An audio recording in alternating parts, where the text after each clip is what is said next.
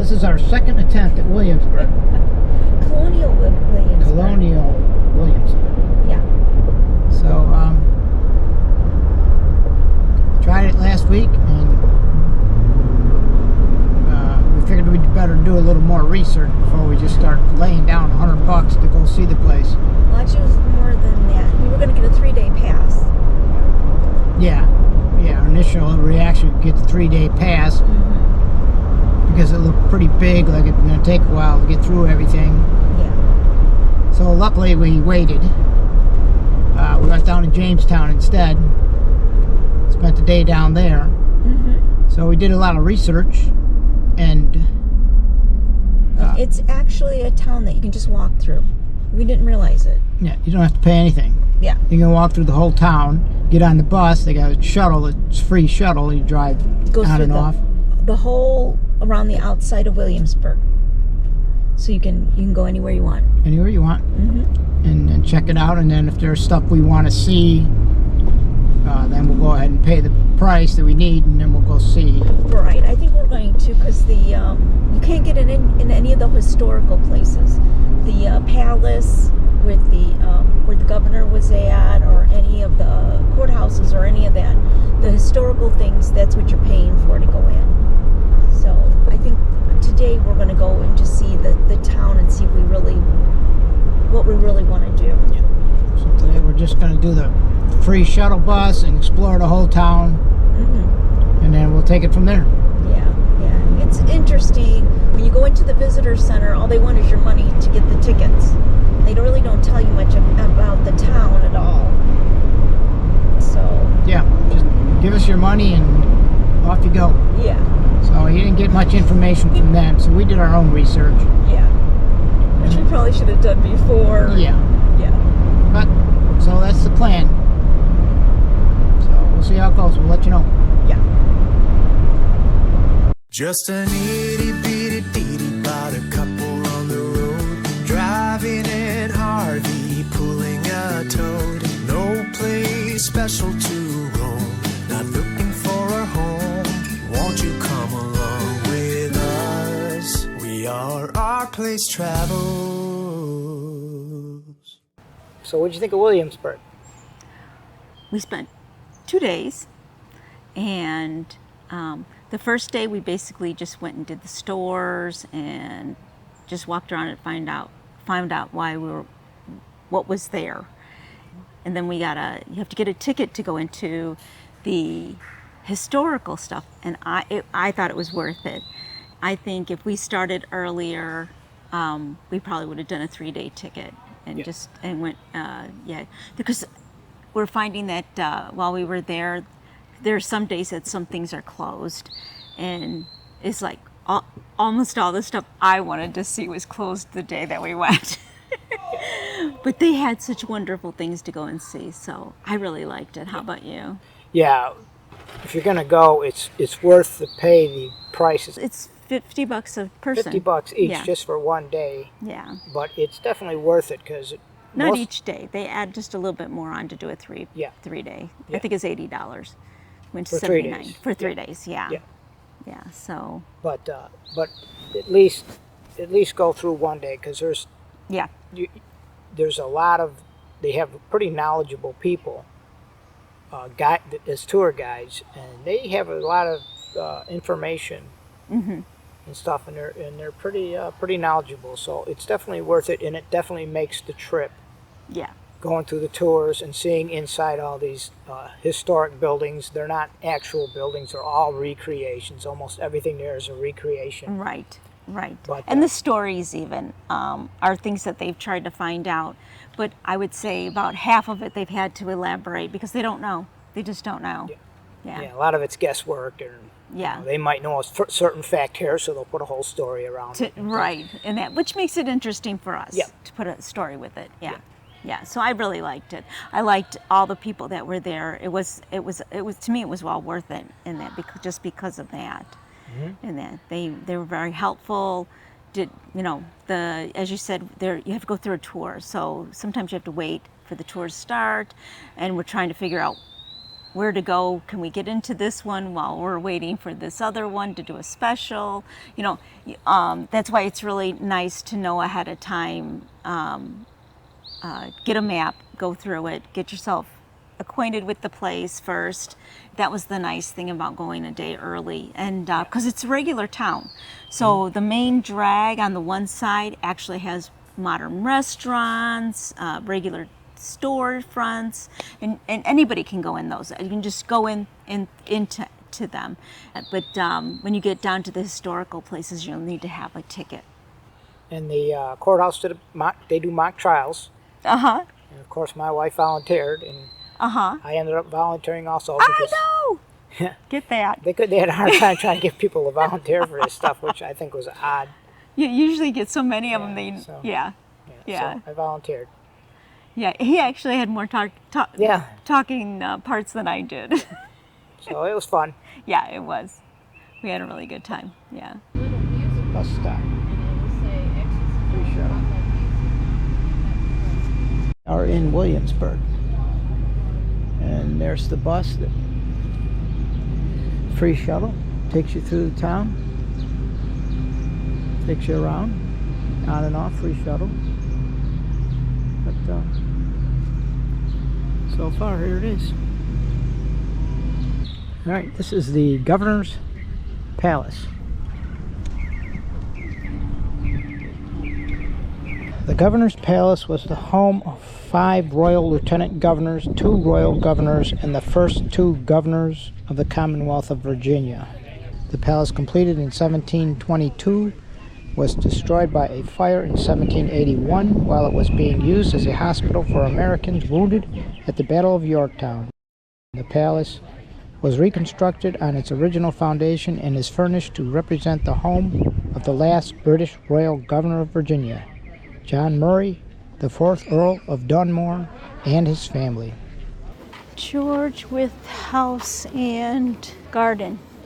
It's like there's something missing. A porch? Maybe that's what it is, huh? You think that's what was there? No, it was Georgetown. That's where they looked. Oh, yeah? Yeah, George. Well, all the things above the windows look like they've been replaced. They probably have. And the door. Yeah, they have. Probably have. Oh, that's all, looks like it's all new there. Mm-hmm. Even the bottom windows. Maybe Yeah. they replaced all the windows. That could be too. Because you look at the, just the brick. Right around the windows. Right around Yeah, the windows, you're all of new. probably right. This mid-18th century building was the home of George Wythe, friend of Jefferson. Wythe was the first professor of law at an American college and first Virginian signer of the Declaration of Independence. This is the largest that is still standing original buildings in Williamsburg. So this building was finished in 1715. It was very, very early. The interior was redone in the 1930s. Yeah. They still have services here? They do. 4 services on Sundays, 1 on Wednesdays. We are the oldest continuous congregation in all of North America. We're 350 years old. Not our church, but our congregation. When you get to the front, you'll know the names on the pews. Back here, you won't. They weren't assigned seating. There was status seating in this church. Oh, okay. So the important people sat up front, and you'll know those names. There were 7 of the founding fathers here all the time. Now, you said that now it's an Episcopal church. Would that have been what it was, even when it was Church of England, so it was Anglican church during colonial days, and the Anglican church in America became the Episcopal church. All men were required to attend church at least once a month.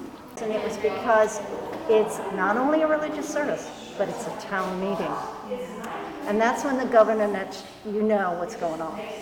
But of course, because this is the capital, and if you're a businessman, you're here every Sunday. This is your networking. Now back then, the church took care of everything. They took care of the roads, the schools, the hospitals. We started the hospital, we started the college. There is no income tax. After the revolution, who's taking care of the widows and orphans? It comes back on the churches again. Here they have people that have died. Oh. Are they buried there? Mm-hmm. It's very popular to be buried in the church. Look, they've got the big key.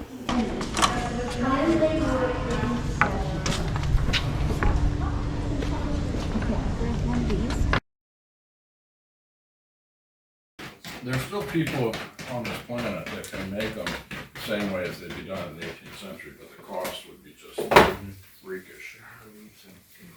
So sometimes our reproductions are better than others. This one's quite accurate to the original.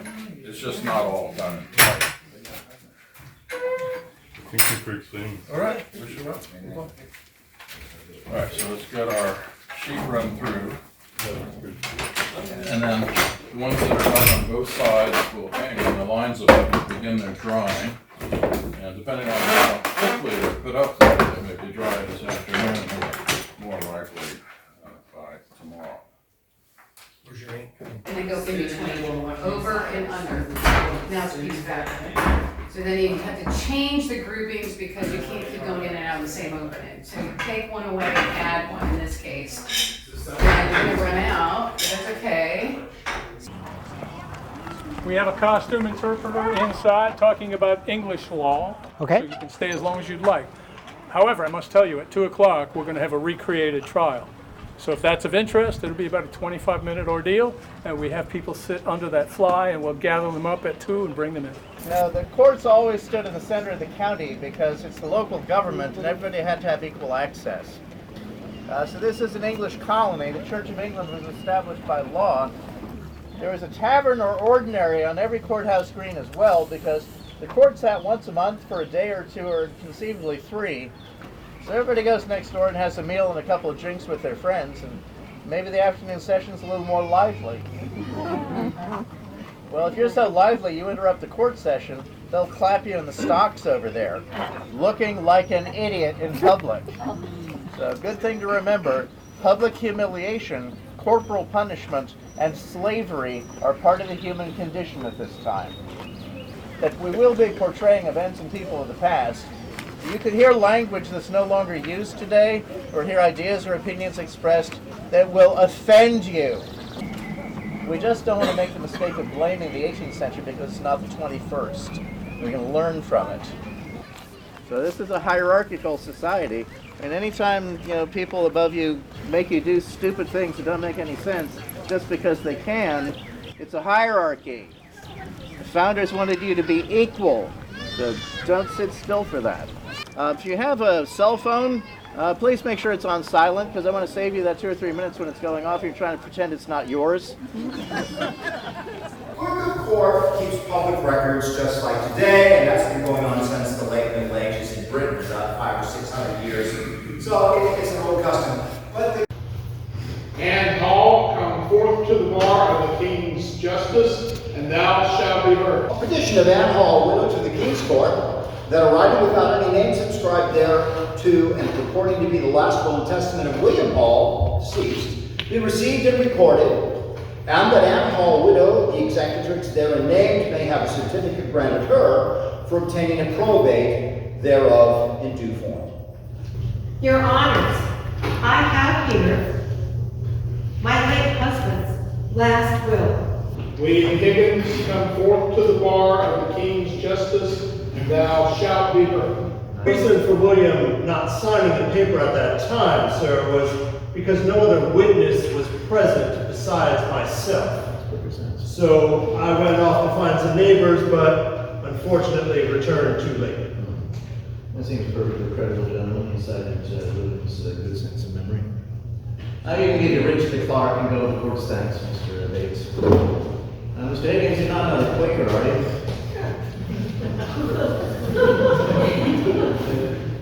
No, Your Honor.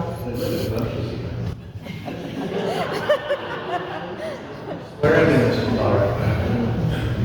William Higgins, do solemnly swear in His Majesty's court to tell the whole truth and nothing but the truth, so help you God. I so swear. Show him the will. You recognize it? Yes, Your Honor. And tell us how you try to witness it.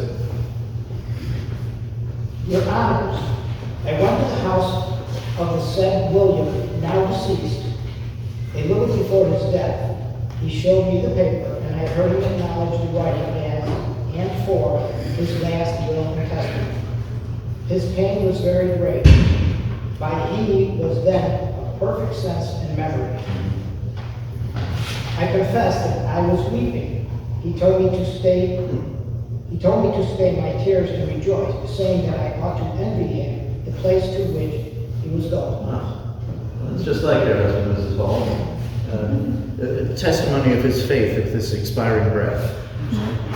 Your late husband will be missed in this community, Mrs. Hall, particularly by the younger members of it. Obviously, you're a good friend of the family, Mr. Higgins. I don't think you'll unmanage yourself at all with your tears. That was very fake to see. So we take this to be credible. Give you a to Clark, and you can go with the court's thanks. Well, gentlemen, I would say that Mrs. Hall has answered. Sheriff, adjourn the court. You can come too. All rise.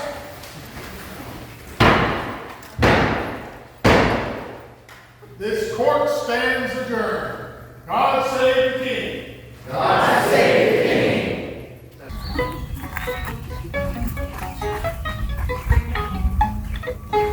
Cold and raw the north wind blows, bleak in the morning early.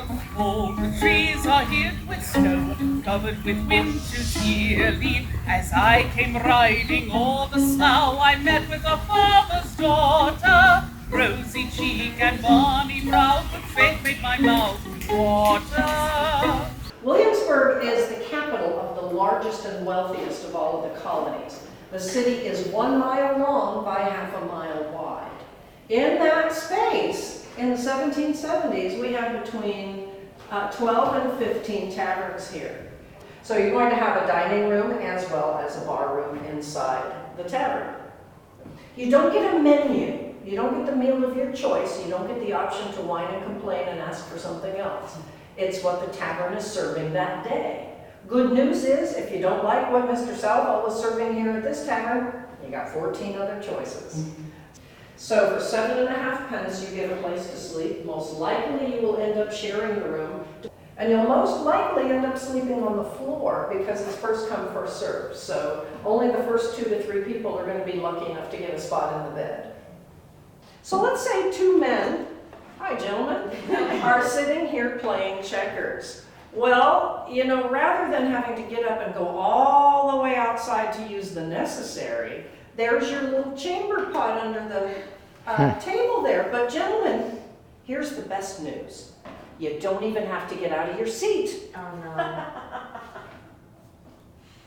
no. Welcome to the 18th century. This is called the Apollo Room. The Apollo Room is world famous. It is a ballroom. You wanted to be like George Washington, who was known as the very best dancer in the colony. And he was a frequent visitor of the Raleigh Tavern. It was everybody's favorite. I just wanted to know about the colors. It's so bright. Was it like that back then? Of course, we don't make it up. So the ladies, did they have special dresses then for certain colors for dancing and Not things like that? Colors, different styles. People are people. Yeah. And I got to make sure everybody understands, because people have a tendency when they come here to Williamsburg to want to pigeonhole everybody in the 18th century. Oh, did they do this? Well, I don't know, maybe that person did that. Mm-hmm. You know what I mean? So when people come in and say, well, why are the ceilings so high? Because the builder built it that way. That blue is the most popular color that we found in all of the original buildings. Yeah, okay. It's called Williamsburg blue. This is an authentic billiards table built in 1738 in England. So basically you're a carpenter. No, not at all. What does a carpenter do? Well, they work with wood. Okay, so does a joiner, so does a cabinet maker, but what specifically does a carpenter do? They're all kind of carpenters too. So you got your interior. Carpenters are a very specific thing. Carpenters build buildings. Well, In the 18th century world, in the modern world, any Joe with a chisel can be a carpenter. 18th century world, a joiner is your finished carpenter. So welcome to the most important building in Williamsburg. So they formed the very first elective body on this continent for them called the House of Burgesses, which I'm hoping some of you folks might have heard of before, right? Right. Yeah, that term Burgess was kind of an outdated term even when they were using it back then. It basically means a resident of a borough. It means you're electing somebody from your neighborhood to represent you. One thing we're really good at here in Virginia is burning down our state houses. And they wanted to put their capital in this spot exactly 1 mile from the campus of William and Mary. They started building the building in 1699. They finished it in 1705. So in honor of King William, they're going to rename Middle Plantation after him, and it's going to become... I'm glad you figured that out. I had somebody say Chicago one time. This building is not that building. I'm going to let you guess what happened to it. Burned down. That's right. 1747, there was a fire that caught between the roof and the ceiling. So by 1750, we end up with a building very similar to the one that you're looking at here. When Thomas Jefferson eventually became the governor of Virginia, he had the capital moved out to Richmond in 1780. 1836, that building gets struck by lightning and It burned. so this is going to be a vacant lot for about 100 years. It's not until the 1930s when John D. Rockefeller Jr. and his organization will come out here. They're going to start converting what was then the modern town of Williamsburg into the colonial Williamsburg that we now know it to be. This one was built in 1934 as a replica of the first building that was here. Ask me any questions that you want and take as many pictures as you like. You're going to see other green tables like this one with a bunch of papers on the desk, all right? That's an example of a committee room. So the word government, if we go back to its original definition in the English language, how it was originally used, has nothing to do with politics. It strictly means a money management system. And that's all any government is if you really think about it. There's only two things that any government does. They collect taxes and they decide what to do with that tax money. That's it. You know, throwing lots of paper, insulting each other's mothers, dogs, and cats living together in mass hysteria, right? But eventually what they do is they just get up and sit with whoever they agree with. We had George Mason, Patrick Henry, George Washington, Thomas Jefferson, all these guys here at the same time. And I know that sounds, exciting to hear their names. You got to keep in mind, none of these guys were famous back then. But you got to keep in mind, they were up against the largest army in the world, and up to that point, the largest navy that ever existed in human existence. All right, they don't think they're going to win. They think they're going to die. Who's up there? That's Queen Caroline. No, I'm not going to sing the song. Thank you for coming, folks. Thank you.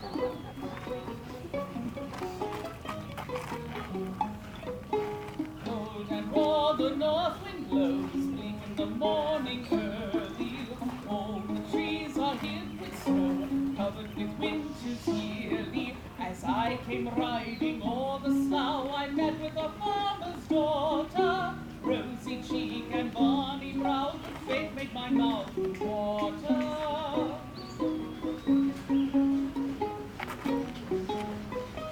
In this purse sweet soul, said I, 20 pounds like berries. Seek no further one to buy, for I take all thy body. 20 more will purchase delight, thy person I love so dearly. If thou will lie with me all night and get home in the morning early.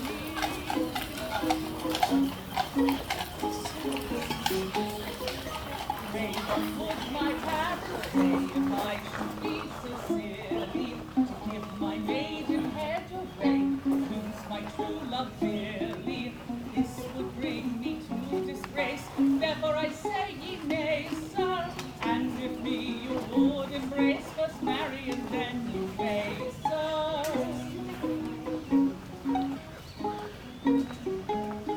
I told her I had wedded yet 14 years and longer, else I choose her for my queen and tie the knot yet stronger. She bid me then no farther come, but manage my wedlock fairly, and keep my purse for poor spouse at home, for some other should have her for me.